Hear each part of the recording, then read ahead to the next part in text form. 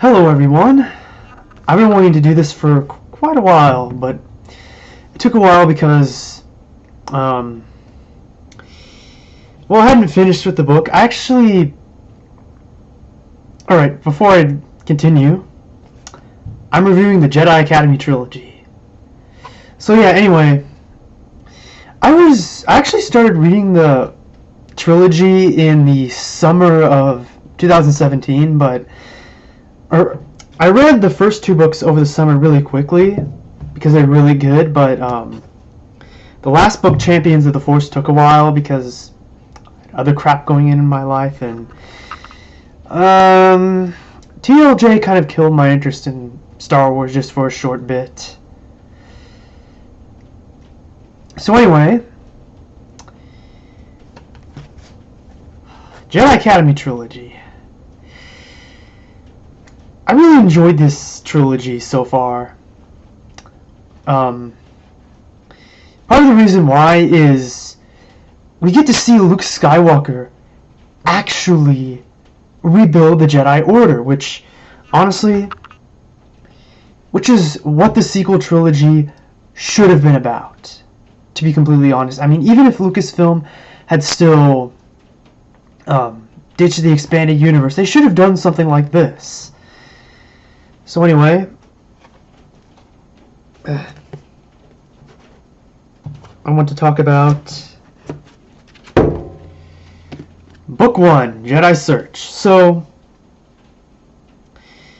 the book actually starts with Han Solo going on a mission to Kessel. And they're trying to negotiate with, the smugglers there. They get captured by the crime lord who runs Kessel, and there's like a lot of stuff going on. There's like Luke Skywalker expressing just his desire to first search for the Jedi. There's the Han Solo side plot, and then there's kind of like the politics of the New Republic, which are really interesting, I'd say. I really like the politics just overall in the Jedi Academy Trilogy. Now,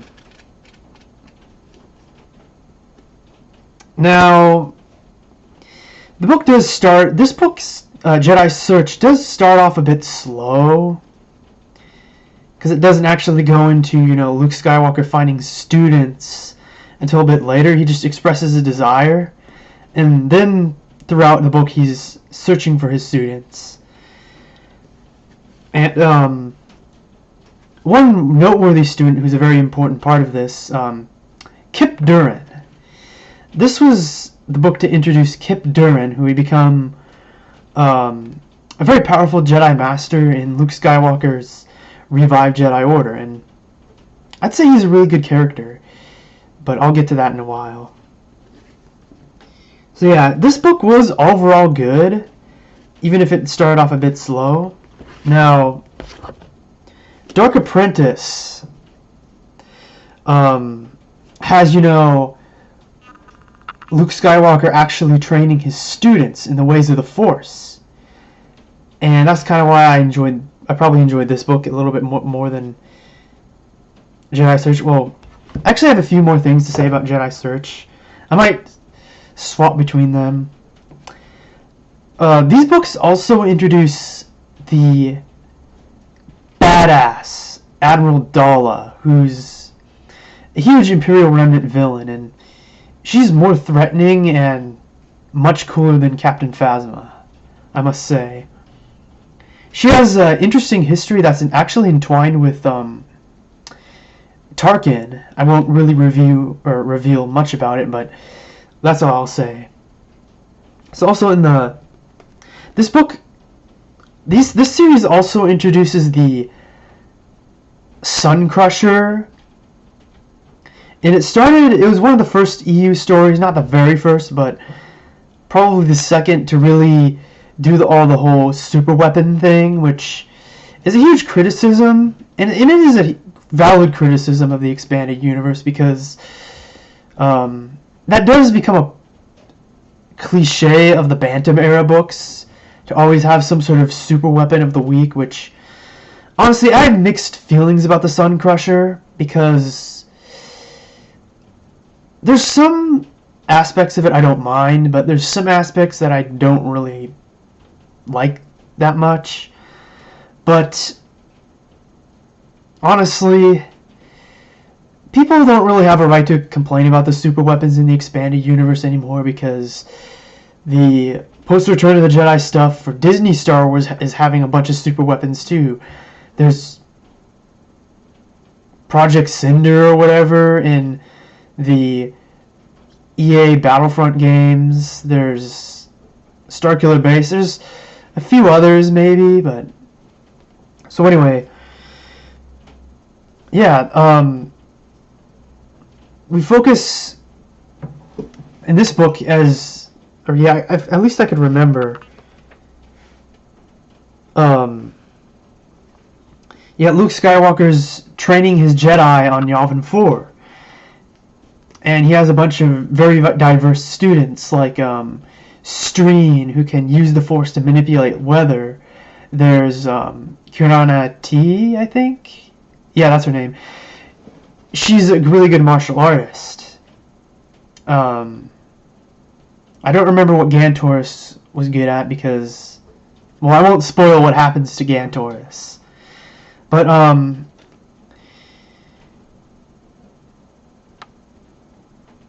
another thing that's really interesting is Kip Duran's struggle with the dark side, because he's tempted by the dark side force spirit of Exar Kun, and you can kind of understand his anger, considering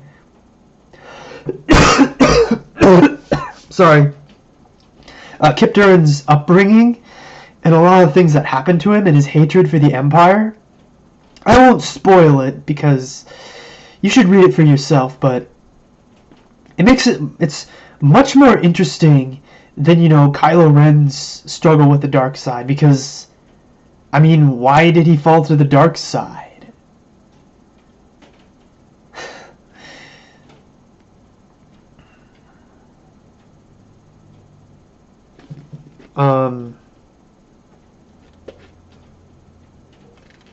Let's see, where else? What am I looking for?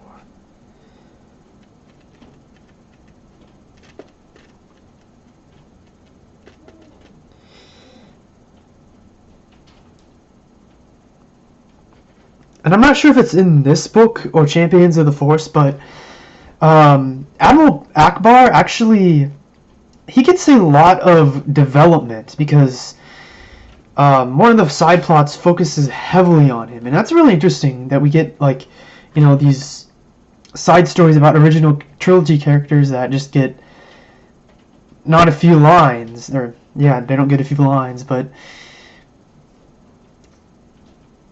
seeing Admiral Akbar struggle, that was really good too. And Champions of the Force. It took me a while to read this book, like I mentioned, but these books also prove that, Luke Skywalker from the expanded universe was not a Gary Stu, which I hear a lot of people say that, but he struggles with rebuilding the Jedi because, he has the trouble with Exar Kun, and Exar Kun's spirit, with the help of one of his students who fell to the dark side, like, completely overpowers Luke Skywalker. And he requires, like, Jaina, Jason, and of course Jaina and Jason are really small at this point. They're like, I don't know how old they are. Maybe I think they're toddler age. But yeah, he needs their help and the help of his students to overcome and banish Exar Kun forever. What else?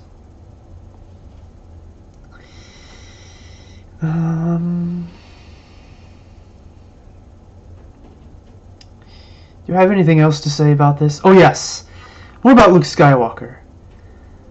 And it's great. It feels like the real Luke Skywalker in this book, because if this was Jake Alien Milker from The Last Jedi,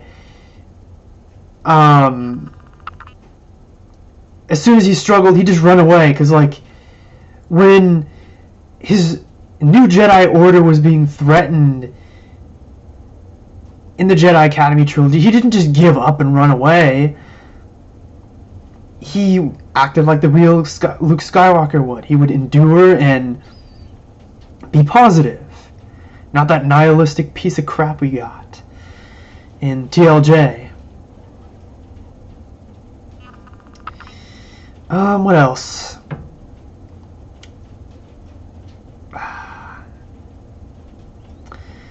I also do really like the space battle at the end of Champions of the Force.